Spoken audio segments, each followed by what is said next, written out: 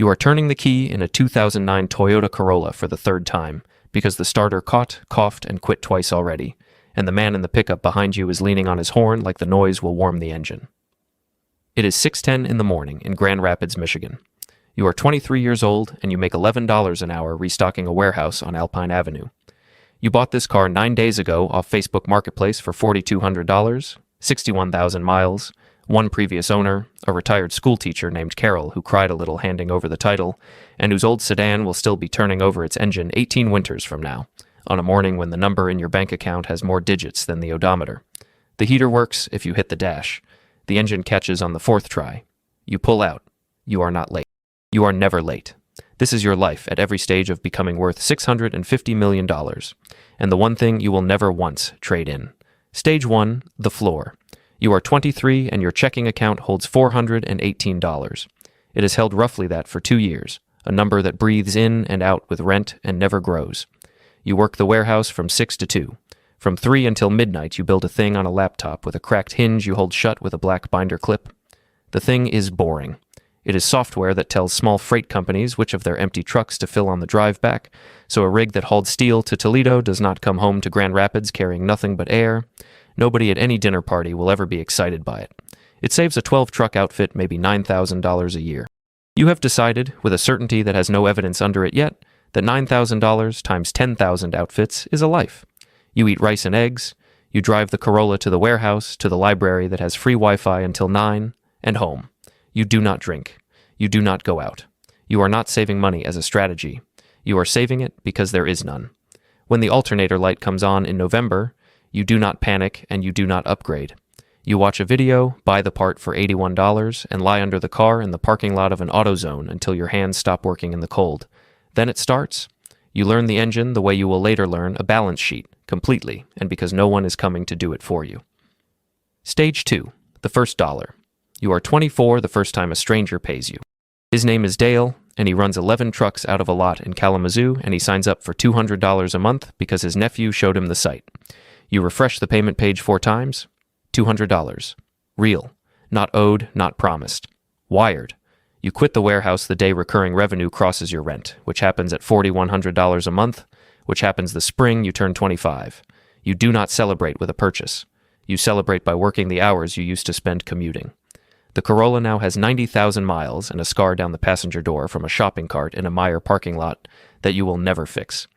You drive to meet freight dispatchers and gravel lots off the highway, men in their 50s who trust you faster because you climb out of a beat-up Corolla and not a leased BMW trying to sell them something. They do not know yet that this is an advantage. Neither do you. You think it is just what you drive. You meet a woman that year, an accountant named Steph, who does the books for a plumbing supply company and who asks, on the third date, what you are actually trying to build. You tell her the truth, which is 10,000 freight outfits and $9,000 each, and she does the multiplication out loud at the table and goes quiet, and you cannot tell if the quiet is fear or faith, and it turns out to be neither. It turns out to be the beginning of the end, because she wanted a life that arrived, and you are offering a life that might. She leaves at the 18-month mark. She says you love the warehouse version of yourself more than you will ever love a person. You do not have an answer for it. You are not sure to this day that she was wrong. Revenue is $40,000 a year, all of it flowing back into servers and a part-time developer named Aaron Voss, who you find on a forum and who works from a bedroom in Cleveland and who will, 11 years from now, become the second largest problem in your life. You cannot see that yet. You see a man who ships clean code at night. You give him equity because you cannot afford to pay him. 2%? You write it on a single page. You both sign it at a Panera. Stage 3, the 100,000. You are 26 and the number is $180,000 a year and climbing 8% a month, and for the first time the growth is not something you push, but something that pulls. Word moves through the freight world the way it moves nowhere else. One dispatcher tells another at a truck stop, and you wake up to sign-ups from states you have never driven through. You hire your first full-time employee, a support rep named Gwen, who used to book loads for a carrier and who knows the customer's pain in her hands. You pay her more than you pay yourself. You are still paying yourself $32,000. This is the stage where everyone starts telling you to buy a car. Your cousin says it at Thanksgiving. Dale, the customer, says it, laughing, when you pull up in the Corolla with 140,000 miles on it. The developer in Cleveland says it over the phone. A car is the first thing people expect the money to become, because a car is the money made visible. the money you can park in a driveway where the neighbors do it. You take the Corolla to a mechanic named Luis instead, on the east side, and he replaces the timing chain and the water pump for $600 and tells you the frame is clean and the car will go to $200,000 if you let it. You let it. There is a Tuesday that stays with you. A dispatcher in Muskegon named Ron, 61, keeps you an hour past the demo talking about his son, and at the end he walks you to the lot and sees the Corolla and stops. He tells you his first rig was a third-hand Freightliner he ran for 19 years, past every reason to replace it, because it never left him on the side of a road, and a thing that never left you is not a thing you throw away for a newer one that might. He signs the contract on the hood of your car. You drive home understanding that the men you are selling to and the man you are, underneath the software, the same kind of person, and that this is the actual product. You are not making a point. There is no one to make it to. You simply cannot find, inside yourself, the part that wants the other car. You keep looking for it. It is not there. Stage 4. The million. You are 28 the year the company crosses $1 million of recurring revenue, and the paperwork says that the shares you hold in the thing you built in a library are, on paper, worth more than $1 million. You are a millionaire in the specific, weightless way of a founder. Rich in a number you cannot spend, poor in the checking account you can. You call your mother, June, who raised you and your sister alone on a nurse's salary in a rented duplex, and you try to explain what $1 million valuation means and does not mean. She is quiet on the line. Then she asks if you are eating. Then she asks if the car is still running. When you say yes to both, she says, good, and you understand that she has translated the entire abstraction into the only 2 questions that have ever mattered to her, and that she is right. You move out of the apartment with the cracked ceiling into a 2-bedroom you actually rent at market rate, and that is the whole of your lifestyle change. You buy one thing for yourself, a mattress that costs $1,100 because you have slept badly for 6 years, and it turns out sleep was the thing you were poor in all along. The Corolla turns 160,000 miles on a 96 in a snowstorm, and you feel a small, stupid, private pride, the kind you cannot explain to anyone without sounding like you are performing it. So you tell no one. You just keep driving. Stage 5, the round. You are 30 when the venture people come, and they come fast, because a boring business that grows 8% a month is the least boring thing in the world to them. You raise $14 million in a Series A at a $60 million valuation. Your stake, on paper, is worth $26 million. You do not sell a share of it.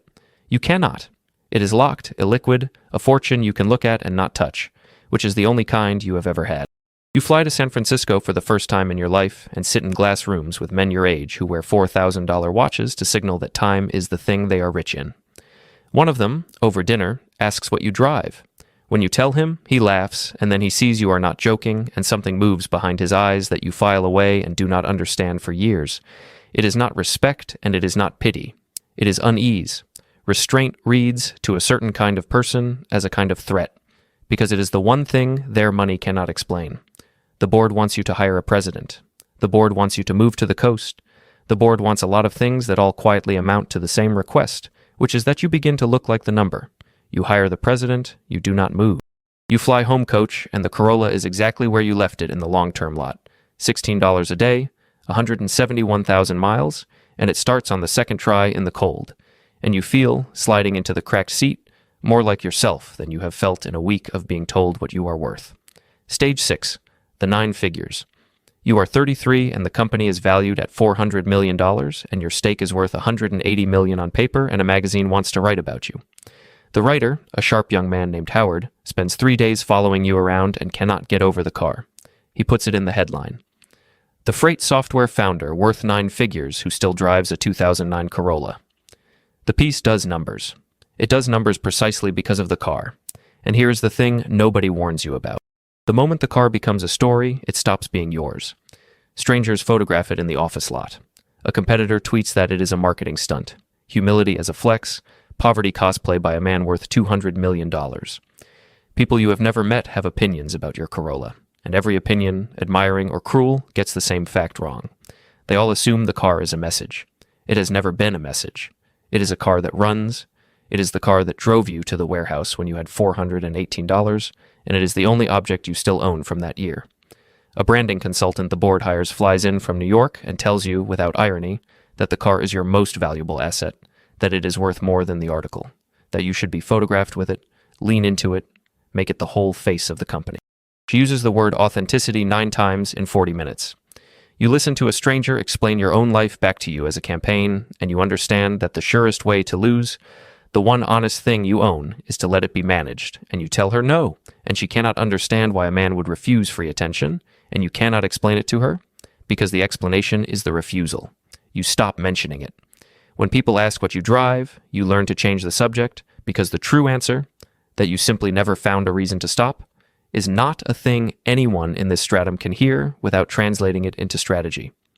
You marry a woman named Meredith, an ER nurse, who met you before Howard's article and who did not care about the car in either direction, which is the entire reason you knew. She drives a Honda. You keep the Corolla. It turns 190,000 miles the week of the wedding. Stage 7, the exit. You are 36 the morning the acquisition closes. A logistics conglomerate out of Atlanta buys the company. Your shares, after 8 years of dilution across 3 rounds, come to a gross number you have to read twice, and then the wire clears, and after long-term capital gains and the state's cut, and the lawyers, the figure that lands and stays is $650 million. $650 million. You are sitting in the office at 7:40 in the morning when the confirmation comes through, and there is no champagne because it is a Tuesday and you did not tell anyone the date, and the feeling is not what you were told it would be for 18 years. It is not elation, it is not relief. It is a strange, flat, ringing quiet, the sound a room makes when the thing you have been leaning your whole weight against is suddenly not there and you have not yet fallen. You do not buy anything. This is the part people do not believe. You set up the foundation. You put money on your mother's mortgage, and a house is the one thing she will accept, and only after arguing. You take care of Gwen and the early people in a way the paperwork did not require. And then, at the end of a day worth $650 million, you walk down to the lot where a 2009 Corolla with a scarred passenger door and 201,000 miles is parked between 2 leased Teslas that belong to men you pay, and it catches on the 4th try, the way it always has, and you drive it home. Stage 8, the cost. Here is what the money reveals, because money reveals. It does not build a door into a better life. It holds up a mirror and shows you exactly who is standing in the room the whole time. Aaron Voss, the developer from the Cleveland bedroom, the 2% you signed at a Panera, files suit the month after the sale. He believes he was worth more. Maybe he was. The two of you built the first version at night for no money, and now there are attorneys, and the friendship that shipped clean code at 2 a.m. is a deposition, and it settles, and you never speak again. His 2% made him $13 million. It was not the number that broke it. It is never the number. The friends divide quietly into 2 groups, and you can no longer tell which someone is in until it is too late.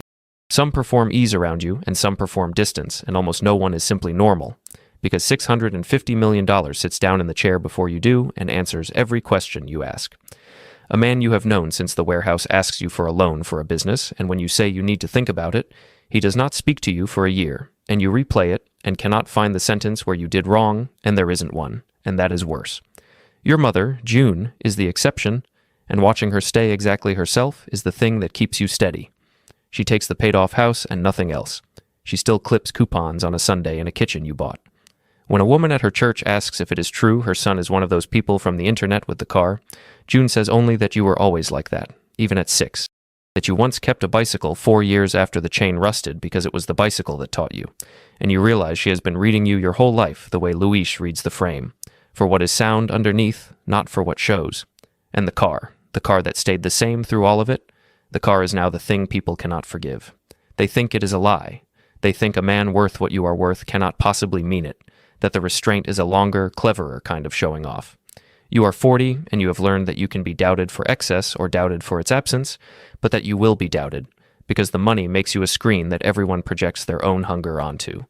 Meredith is the one person who never once asks about the car. That is how you know, again, every day, the thing you already knew. Stage 9, the odometer. You are 41, and the Corolla reads 214,000 miles.